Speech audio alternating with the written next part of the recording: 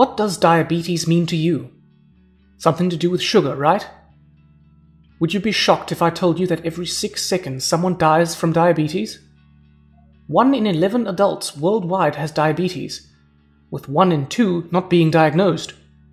So it is important that we all know what it is, how it can be detected, and how we can control it. Diabetes is a condition where levels of blood glucose are too high, because the body cannot use it properly. This could be because the pancreas doesn't produce enough or any insulin, or the insulin is not working properly. Insulin helps glucose leave our blood and enter into our body's cells. Let's have a look at this process in a little more detail. Your body digests carbohydrates, breaking it down into glucose. Your liver also produces glucose. Insulin is a hormone produced by the pancreas that allows glucose to enter into our body's cells. Here it is used to provide energy to undergo our normal life processes, like growth and repair. If you have diabetes, your body cannot make proper use of this glucose, and so it builds up in our blood and cannot be used by cells. There are 2 main types of diabetes. Type 1 is when there is no insulin at all, whereas type 2 is when there is insulin present, but either there isn't enough or it isn't working properly.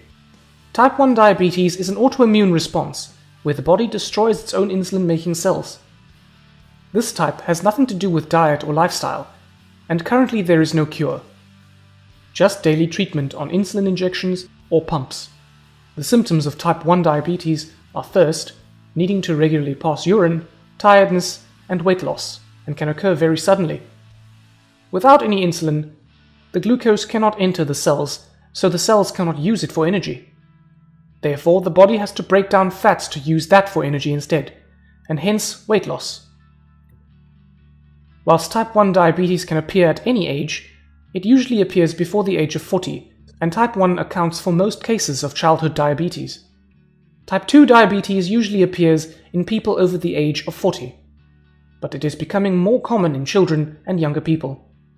It accounts for between 85 and 95% of all diabetes and is treated with a healthy diet and regular exercise. Medication and/or insulin are also often used. Where the development of type 1 diabetes is often sudden and dramatic, the symptoms for type 2 are much more mild, making it harder to detect. There are some key risk factors associated with type 2 diabetes, including a family history of diabetes, being overweight, having an unhealthy diet, not doing much or any physical activity, age, high blood pressure, and ethnicity, where South Asians have a greater risk. Due to the risk factors, you may not be surprised to hear that lifestyle changes can help prevent the development of type 2 diabetes by achieving a healthy body weight. 30 minutes of exercise a day can reduce your risk of developing type 2 diabetes by 40%. So now you should know the difference between type 1 and type 2 diabetes, and that by maintaining a healthy lifestyle, you can reduce your risk of getting type 2 diabetes.